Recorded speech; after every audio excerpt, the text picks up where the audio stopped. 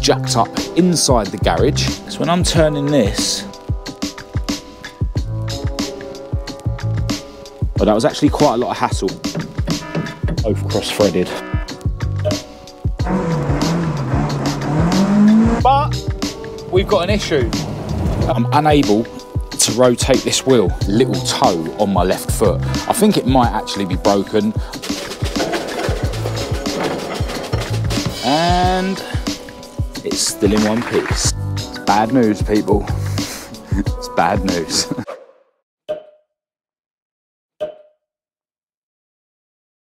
Hello and welcome to this video. I'm Marcus Hayes, and today you join me round here at the garage at home, and it's actually quite late in the day, but I'm trying to be as productive as I can nowadays, you know, keep chipping away at the jobs on the cars, and of course, keep busy on the channel making videos for you guys to watch. So if I can come round here for an hour at the end of the day, and that's going to mean that I can start a job rather than waiting till the next day, then that's what I'm going to do. Now I want to start by sending a massive thanks out to everyone who's been giving me your advice about what's been going on with my cars lately. It makes me feel really happy when some of you guys out there that clearly do know what you're doing are enjoying watching videos from me when I clearly don't know what I'm doing. And yeah, all your help and advice is very much appreciated. Now I've got Maude, my Maude Mk2 Escort, jacked up inside the garage because, as I say, it is very late in the day, so this way it means I don't have to worry about putting her back together to roll her back into the garage when it is time to go home. Now loads of you have been in touch with advice about what's going on with the suspension on this thing. She's taken a lot of abuse over the years, and I kind of put up with the fact that she doesn't feel that great on the road. She feels a lot worse when I'm sort of able to drive INSTA, my Mk2 Escort, because they feel so different. And yeah, I've just been scratching my head lately and trying to see if I can make this thing feel slightly less of a piece of junk. Now I really think that this thing has a lot of play in the steering rack, but what I noticed recently, and I mentioned it in a video, is that there's some sort of play in the front legs themselves. You know, you're able to sort of wheel them up and down and something's moving. It doesn't appear to be the top mounts. And yeah, a lot of you guys have been in touch to explain about that sort of thread and nut arrangement on the bottom of these Capri 2.8 Bilstein front legs. And you were explaining that that's basically what you undo to strip the legs apart to replace the shock absorbers. Some of you guys were saying that that play that I've found in the front legs could be a bush or something in those front legs. What I did today is I just backed off that locking nut and just made sure that the threaded bit doesn't screw in anymore, and then done the lock nut back up. So yeah, maybe in the future I'll look at, you know, rebuilding these front legs, maybe put some adjustable shock absorbers in them. But I do think that most of what's going on with Maude's suspension isn't just that little bit of play that I found. Now I have been meaning for a while just to throw another steering rack on this thing, but I'm trying to be cheap, right? But loads of you guys have been in touch, including my friend Matthew, to say that you can rebuild these steering racks and take the play out of them. So today I'm going to take Maude's steering rack off and we'll have a look. The lighting is not great and it's going to get worse, but basically the rack is held onto the cross member with these clamps. I don't have any bushes here, so that's definitely not what's causing my vibrations and stuff. And yeah, the track rod ends are obviously attached over here to the steering arms, and then you've got the steering knuckle here where the actual column mounts to the rack. So only a few fixings and this rack should be off.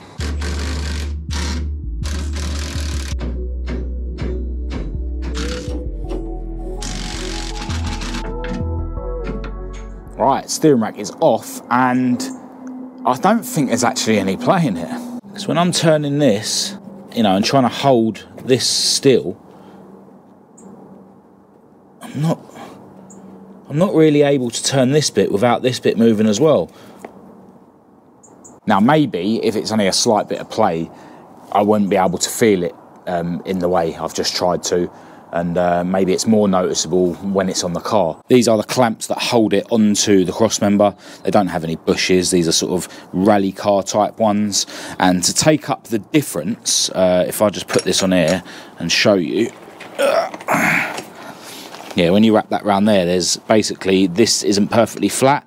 So, you know, you normally get these bits of plastic in the kit so that yeah, that bolts up as it should. Now over this side, I remember when I fitted these to this car, the plastic was just too thick. It didn't need all that thickness, so I've got this bit of metal here which basically works the same over there. Quite a few people did actually get in touch to say, oh, the bushes which would be on the standard type clamps perished, but you know, this setup doesn't have any bushes. But I have in the past, you know, got a bar, sort of wedged it behind the rack to see if it wobbles on its mounts on the cross member, and it didn't, so that wasn't causing my issue. Another thing I have been wondering about is the Group 4 steering knuckle, and one person actually got in touch to say that you can get play in that as well. But yeah, when I'm sort of, you know, holding this end in one hand and this end in the other, you know, there's no play. I wonder if I should just wedge a screwdriver in there quickly, see if I can notice any play that way. That seems fine. But there is one thing, well, two, because there's a pair of them, that I have noticed a problem with, and it's the track rod ends. This one, it's really loose for a start, and also I'm able to pull this up and down and I can feel it knocking, so that's probably shot.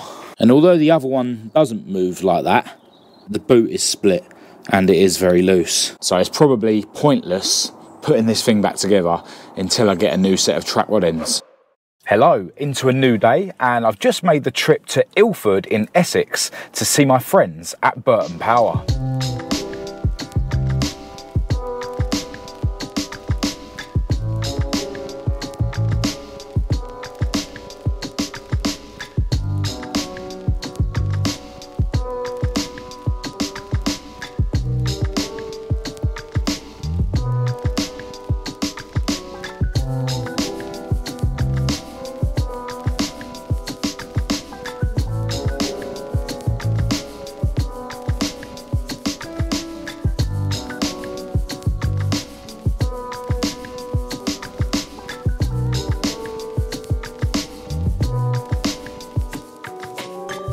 Always cool to catch up with the guys at Burton Power. They've just got so many cool parts in stock and ready to collect, or you can get them sent to you by post, of course. And as you would have just seen from the clips, their shop is actually a really cool place to check out. I will leave links in the description to Burton Power's social media and their website. Definitely get in touch with them if you need any bits for your car, especially if, like me, you're into performance Fords. Now, unfortunately, my track rod ends that I need, the Mk2 Escort RS2000 ones, aren't actually in stock at Burton Power at the moment, so I've had to order them through Amazon instead. But I was able to pick up some other parts from Maude while I was here that I mentioned that I need in a video recently. Time is running out for you to enter the raffle to win one of these super cool RC Mk2 Escorts for just $4.99. These were built by Peter Smith from the CW01 Creations YouTube channel. They've both cost hundreds of pounds to build, plus countless hours of Peter's time, and he's added a few modifications to make them more Marcus proof. The raffle is open to everyone, wherever you are in the world, and the winner's also going to get a bundle of Marcus Hayes merchandise. Full details about the raffle can be found on my website at marcushayesuk.com, so head over there now and get your tickets before it's too late. Into a new day, and Maude's new track rod ends have arrived. And before I do anything, I want to check that these parts are correct. First, I'll take the nut off and just check that they're the correct fit in the steering arms. May as well test them both. Yep. And I can see here that they're at least roughly the same length as the old ones. So as long as the thread in them is exactly the same, they're definitely the right parts. Now, because they are the same length, I can crack off this locking nut and then do it back up to where it was, and then take the old track rod end off, screw the new one on, and then I know that the tracking is going to be roughly in the right place. Well, that was actually quite a lot of hassle without a proper 22mm spanner. Definitely chewed up the nuts a bit. But yeah, I'm going to set the track in and then I'll do them lock nuts up once this thing is back on the car. Now, for the life of me, I can't feel any play when I'm trying to feel it by hand. So at this point, I'm actually thinking that any issues I have got with the rack were just those worn track rod ends. But whilst it's off, I'm going to take this plate off and inspect the inside of it. And I remember reading in the Haynes manual about having shims. So that's obviously these, and these determine how much pressure this has got against this in here, I'm guessing. So I wonder if without that on, I can feel any play. No, I still can't. Yeah, I'd imagine that the way you'd increase pressure on this would be to remove one or more of these shims. So I could just put it all back together as it was, and then whilst the rack's fitted, if I wanted to afterwards, I could then try, you know, whipping that plate off and removing one of these shims and then putting it back together to see if that makes anything better. But yeah, that can be done while it's on the car. So I think I'll put it back together as it was for now. Because everything in here looks okay. We've got an O-ring here, which looks fine. This plastic thing, I remember Matthew showing me this on his that he took apart. So yeah, I mean, nothing seems broken. So yeah, we'll just put it back together. The other thing is I haven't got any grease at this garage to chuck a load in there. Let's get this rack refitted. Once the steering rack was in position, I added the alloy clamps, but only used one bolt per side at this stage.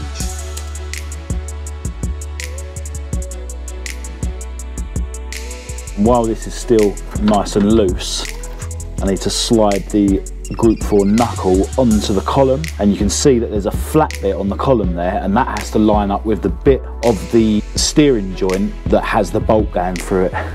Yeah, so I actually had to remove the bolt from the clamp on the driver's side to give it enough movement to get it on. But basically, if your bolt goes into the Group 4 joint, then you know you've got it lined up with the flat bit correctly. But I have just noticed another reason what might be causing the vibration through the steering. Because if you look up there where the column goes through the bulkhead, have to see what's going on with that when we get this thing back on all fours and roll it out the garage. Now, one thing that makes this a bit awkward on this side, the crossmember has captive nuts here for these bolts to screw in, but the ones on this side are both cross-threaded. So I basically have to put nuts on the underneath of both of these bolts. That one is particularly awkward to do. Other than that, this should be straightforward.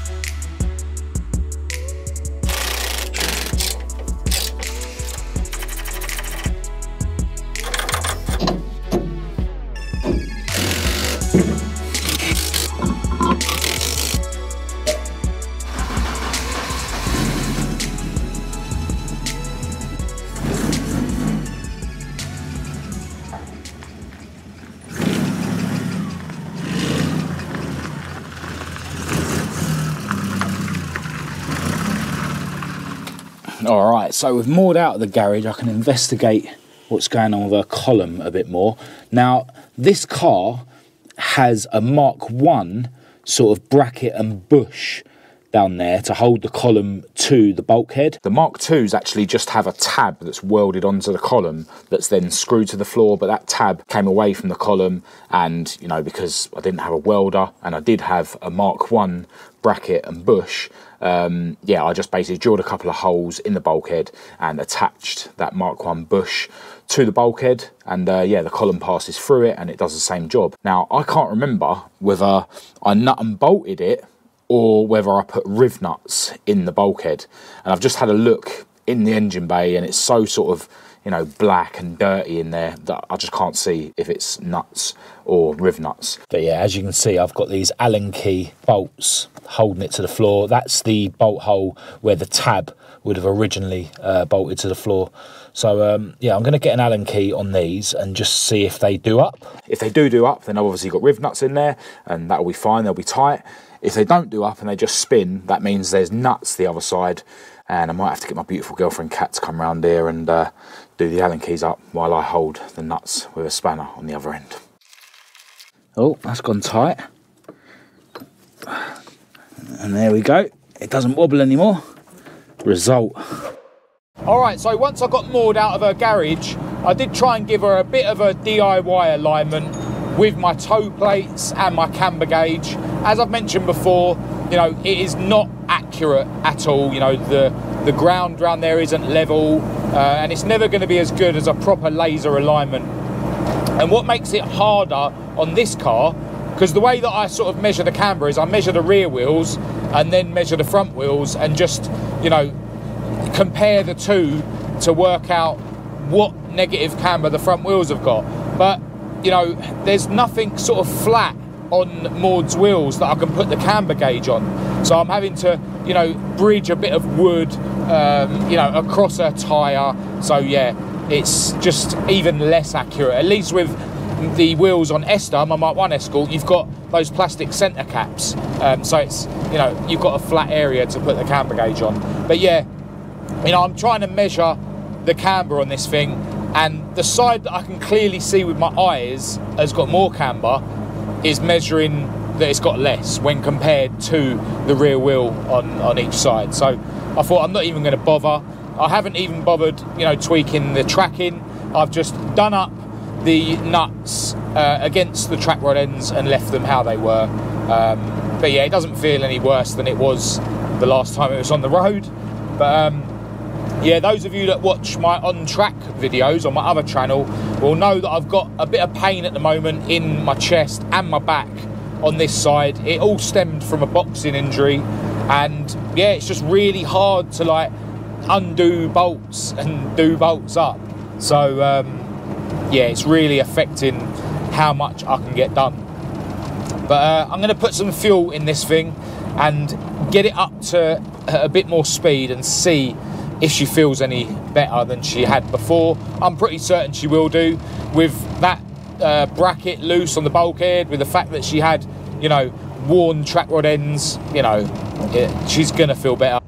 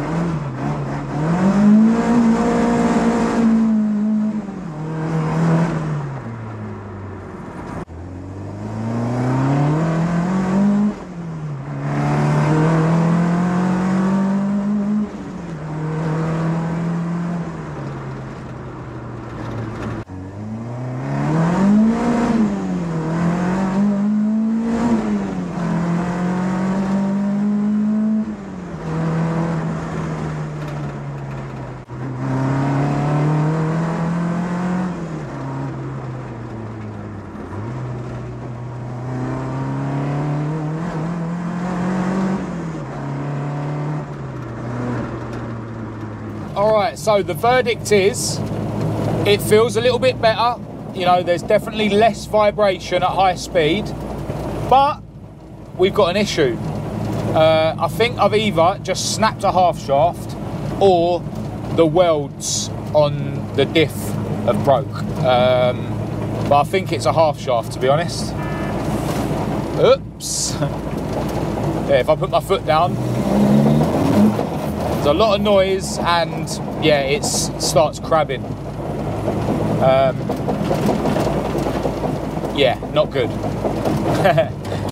All right, so we've got Maude's rear end jacked up and she's in neutral. And this wheel here just spins freely. And with that wheel spinning, the prop shaft isn't spinning. So yeah, passenger side half shaft has snapped by the looks of it. But one thing that is quite interesting is that I'm unable to rotate this wheel, even though the car's in neutral. But if I put the car in gear and then fire her up,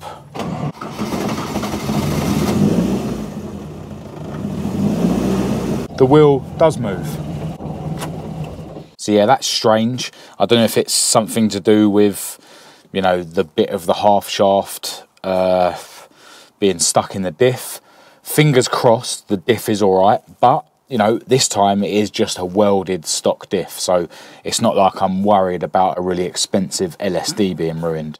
But yeah, until I take the half shafts out and the diff out, I'm not going to know what the extent of the damage is. So yeah, to be continued.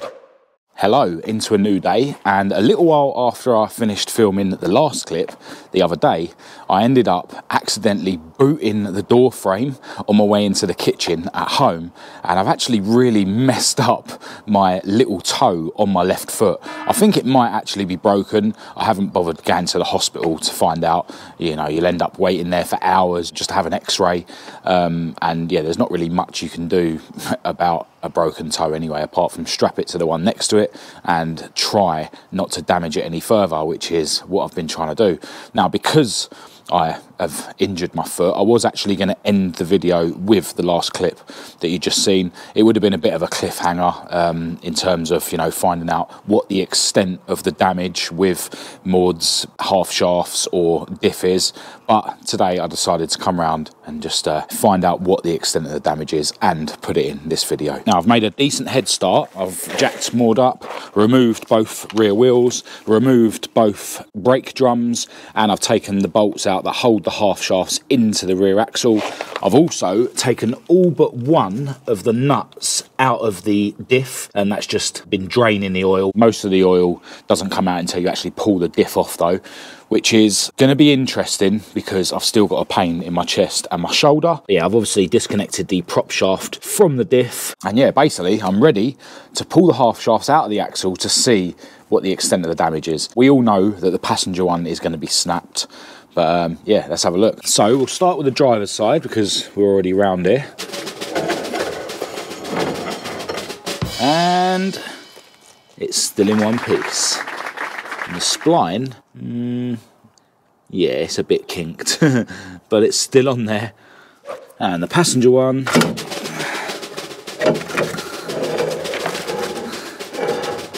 as we all already know, is snapped. Oh dear, oh dear.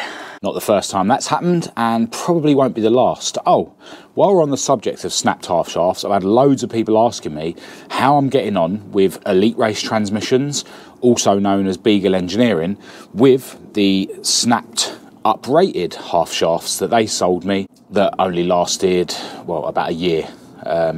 Granted, they lasted longer than this shaft.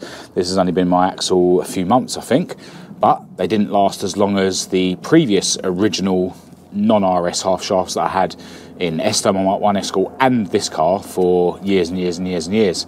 Anyway, to cut a long story short, it was only when I posted all over my social media that Elite Race Transmissions were even willing to talk to me about my snapped half shaft, and yeah, I sent the shafts back to them, and I've been very patient, you know, only ringing them once every month, and then yeah, more recently they just basically ignored me and stopped responding. So I sent them, I think it was 3 text messages a couple of weeks apart, saying, look, just send me the shafts back, you know, send me my broken half shafts back, you know, and I can see about getting them tested myself. You know, maybe I can salvage the hubs and go and get the actual shaft from a different company. But yeah, just send me the shafts back. And yeah, they were ignoring those messages as well. And ironically, today I got a text message asking if it was okay to talk about the situation, and I just sent a text back saying, look, I don't even want to talk about it now. Just send me the shafts back. And they've agreed to send me the shafts back. So yeah, they've just been longing the procedure out the whole time. You know, they told me that they were getting the shafts tested and it was taking a long time. But now all of a sudden they're able to send me the shafts back. So they're a Mickey Mouse company, Elite Race Transmissions, in my opinion, and it is only my opinion. They're also known as Beagle Engineering. I don't know why they've got 2 names. Make of that what you will. But yeah, I certainly won't be going anywhere near Elite Race Transmissions or Beagle Engineering again. You know, those shafts cost me over £600, and yeah, they're chocolate as far as I'm concerned, and as far as loads of engineers that have watched my videos are concerned. But yeah, hopefully I'll get the shafts back, and then there'll be a way of me testing them to prove how good or bad they are. Anyway, back to the present day, and obviously the other end of this shaft is somewhere in the axle, and now the question is the diff ruined? Now, this is just a stock diff that's been welded up, so if it is busted, I'm not going to cry about it too much, but it would be great if it has survived. It's bad news, people. It's bad news. Well, it's not all bad news. The crown wheel looks fine. The pinion looks fine. This side of the diff looks fine. But look at the state of that. That is the mangled piece of half shaft in there, and it's ruined this bit of the diff. Because yeah, the way these shafts snap, they just twist until they snap, basically, so it just causes carnage. Although when the Elite Race Transmission's uprated shaft snapped, that just, you know, snapped clean, which is how I know that it was too brittle. But really glad that this is only a stock diff that's been welded up. All the welds seem to have held. So most of this will be salvageable. I've got another one of these English diffs in my other garage, so I can take the centre section out of that. Yeah, it looks like this piece here is destroyed as well, but it looks like the actual bearing carrier is fine. So yeah, it's just this bit and the actual diff itself. So I'll have to get the other centre bit welded up, just like this one was. Yeah, I should be able to salvage most of this diff, and then I'll still have a 4-1 diff like before. May as well take this apart a bit more just to confirm what the exact damage is. So yeah, there's that ring. It is all chewed up. Loads of debris inside. Yeah, you can see here, this is the bearing, and the bit that the bearing slides onto, well, it's pressed onto, is destroyed on the inside, which is where the shaft slides into. In fact, no, it's still got some of the shaft in there, just mangled in there. But yeah, everything else looks fine. The diff casing is fine. You know, these bearing carrier bits are fine. Just this ring is a bit mullered, but you know, I've got more of these. So yeah, unfortunately, gonna have to have another diff welded up. But yeah, the casing and everything will go again, and the crown wheel and pinion is fine, which I'm really happy about. So there it is, confirmed. Another half shaft bites the dust. There's definitely more chance of me snapping shafts when I'm running a welded diff, but a welded diff is cheaper to replace if it gets destroyed than an LSD would be if that gets destroyed when a half shaft snaps, which I've experienced a couple of times in the past as well. Now I'm planning tomorrow actually to go and see a company that's got a few sets of half shafts in stock. So yeah, want to get another set of shafts for this thing ASAP, and I should be able to go over to my other garage tomorrow to pick up my other English diff. So yeah, I'll be able to cobble together a diff to put back in this thing. So hopefully she won't be off the road for too much longer. Although I do still need to get over to my other garage where Esther, my Mk2 Escort, is, to carry on working on her, because she's still in bits after me discovering that her valve clearances were too wide. And I still need to fit the parts that I picked up from BURTON Power to Maude that I was planning to fit in this video. So yeah, plenty of stuff coming up on the channel. But for now, I'm going to end this video here. If you did think it was any good, please do give it a thumbs up and a share. If you didn't, give it a thumbs down. Click subscribe if you're new. Feel free to follow me on Facebook, TikTok and Instagram. Check out my website for merch and parts. Don't forget, time's running out if you want to jump on the raffle for your choice of one of the RC Mk2 Escorts, and you can join that raffle on my website as well. Massive thanks as always to my patrons for your ongoing support. I'll leave all the links to everything in the description, along with my email address for anyone who wants to contact me. But other than that, until next time, thanks for watching.